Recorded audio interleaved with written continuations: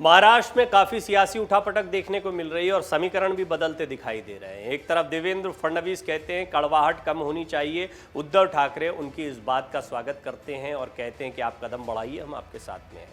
आदित्य ठाकरे ये कहते सुनाई देते हैं कि वो उप मुख्यमंत्री होते तो इस्तीफा दे देते, क्योंकि देवेंद्र फडणवीस की साख दांव पर लगी हुई है उप मुख्यमंत्री होते हुए। वो कहना ये चाह रहे हैं कि जो कुछ हो रहा है शिंदे की वजह से हो रहा है, लेकिन साख दांव पर लगी है देवेंद्र फडणवीस की। इशारों इशारों में वो देवेंद्र फडणवीस को बेहतर बता रहे हैं एकनाथ शिंदे से। लेकिन एक बात बहुत स्पष्ट है कि महाराष्ट्र की इस राजनीति में एकनाथ शिंदे के सामने अब चुनौतियां बढ़ने वाली है। उन्होंने बगावत की, अपने साथ कई विधायकों को लिया, सरकार गिर गई, अपनी सरकार बना ली, बीजेपी के सहयोग से मुख्यमंत्री बन गए, लेकिन इसके बाद चुनौतियां ही चुनौतियां सामने देखने को मिलती है, क्योंकि पूरा राजनीतिक भविष्य सामने है। ये बात सिर्फ सरकार चलाने की नहीं है, ये बात है आगामी चुनाव की, ये बात है अपने दल को एकजुट बनाए रखने की, ये बात है कि अब बगावत के बाद कोई और बगावत उनके गुट में ना हो जाए, ये बात है बीजेपी उनका साथ देते रहेगी। ऐसे बहुत से सवाल हैं। सबके बीच में आदित्य ठाकरे को एक बार फिर बड़ा मौका मिल गया एकनाथ शिंदे पर हमला करने का।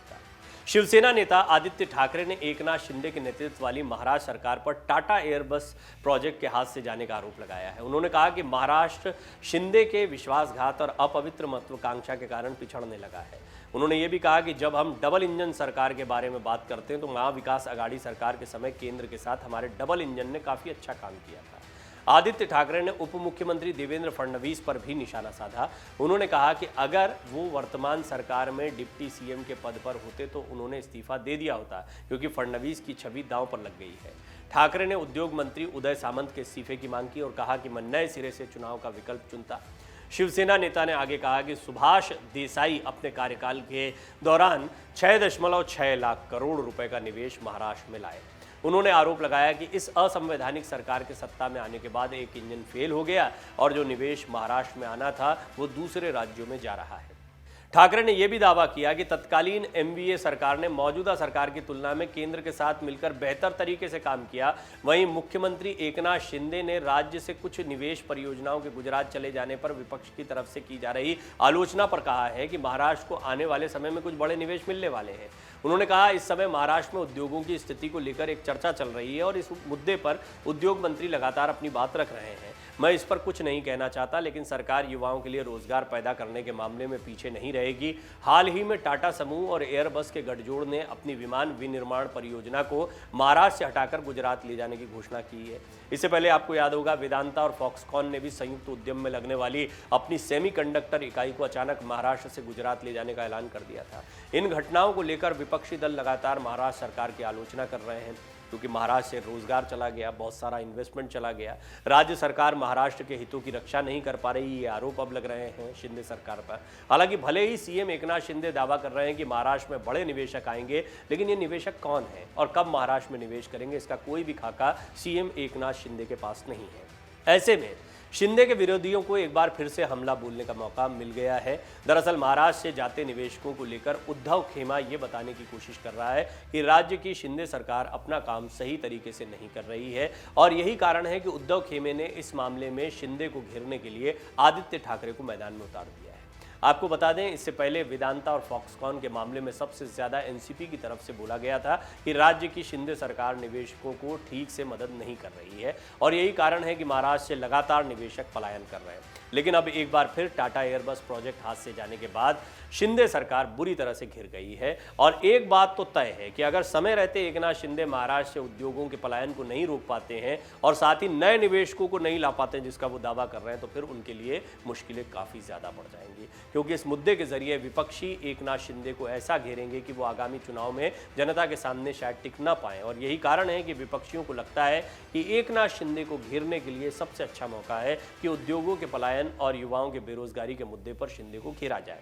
ये मुद्दा सीधे लोगों को अपील कर रहा है, इसमें कोई दो राय नहीं है कि महाराष्ट्र से बड़े प्रोजेक्ट्स जो हैं वो गुजरात शिफ्ट हो गए हैं। गुजरात में चुनाव हो रहे हैं, इसे इत्तेफाक कह लें या रणनीति कह लें, जो भी कहा जाए, लेकिन ये कहीं ना कहीं संदेश जा रहा है कि गुजरात जो चुनावी राज्य है, बीजेपी के लिए महत्वपूर्ण है, वहाँ पर ये बड़े बड़े प्रोजेक्ट्स जा रहे हैं। दूसरी तरफ महाराष्ट्र में जैसे ही बीजेपी और शिंदे की सरकार बनी है, ऐसा क्या हो गया कि निवेशक यहाँ से पलायन करने लगे हैं।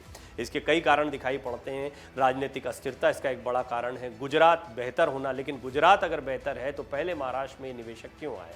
तो आदित्य ठाकरे ने यही आरोप लगाए हैं कि पहले हमारे केंद्र के साथ अच्छे संबंध चल रहे थे ना, डबल इंजन के तौर पर हम काम कर रहे थे, लेकिन जब से शिंदे फडणवीस सरकार बनी है तब से शायद केंद्र जो है वो महाराष्ट्र की उपेक्षा करता दिखाई दे रहा है, या ये डबल इंजन की सरकार ठीक से काम नहीं कर रही है। बड़े प्रोजेक्ट्स का जाना एक बड़ा मुद्दा बनने वाला है, आगामी चुनाव में भी इन मुद्दों को उठाया जाएगा।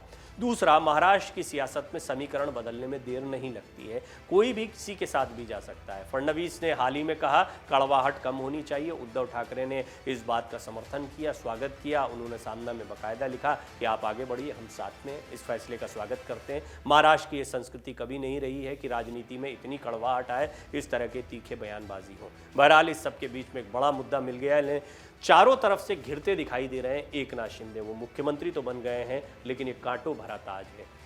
एक तरफ अपने साथ आए विधायकों की बगावत को उन्हें फिर से बगावत होने से रोकना है, बागियों की बगावत को फिर से रोकना, बड़ी चुनौती। दूसरी बड़ी बात, देवेंद्र फडणवीस और उनके बीच का समीकरण। फडणवीस उप मुख्यमंत्री बने हैं, भारी मन से बने हैं, लेकिन ये भी स्पष्ट है कि उनकी ताकत ज़्यादा देखने को मिलती है। उन्होंने खुद एकनाथ शिंदे का नाम आगे किया था, सीनियर भी हैं, पहले मुख्यमंत्री भी रह चुके हैं।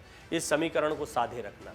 दूसरा, एकनाथ शिंदे के पास अपना संगठन, उनके पास बेशक वो कहते हैं असली शिवसेना हम हैं, लेकिन हम ये भी देख रहे हैं कि उद्धव ठाकरे के साथ में एक बड़ा खेमा खड़ा दिखाई दे रहा है, आदित्य ठाकरे के साथ बड़ा खेमा खड़ा दिखाई दे रहा है। यानी कि शिवसेना में तो एक जबरदस्त दो फाड़ देखने को मिल रही है। दशहरा रैली में भी ये स्पष्ट हो गया। चुने हुए प्रतिनिधि हैं, चुने हुए प्रतिनिधि आज एकनाथ शिंदे के साथ में हैं, कल उद्धव के साथ में भी जा सकते हैं, कुछ कहा नहीं जा सकता। बहरहाल कई चुनौतियां हैं जो अब धीरे धीरे मुख्यमंत्री बनने के बाद एकनाथ शिंदे के सामने आ रही हैं, और उनमें सबसे बड़ी चुनौती वो है जिसका पुरजोर तरीके से अब प्रचार कर रहे हैं, जिसको सामने रख रहे हैं आदित्य ठाकरे, और वो है बड़े उद्योगों का महाराष्ट्र से पलायन और उनका गुजरात में जाना, जिससे बेरोजगारों की बात को या बेरोजगारी के मुद्दे को और ज़्यादा पुरजोर तरीके से आदित्य ठाकरे और उद्धव ठाकरे गुट उठाने में कामयाब हो सकता है। अगर आप ये वीडियो YouTube पर देख रहे हैं तो हमारे चैनल को सब्सक्राइब करें और बेल आइकन को दबाना ना भूलें। अगर आप Facebook पर ये वीडियो देख रहे हैं तो हमारे पेज को लाइक करें। डाउनलोड करें अमर उजाला ऐप और पाएं खबरें लगातार।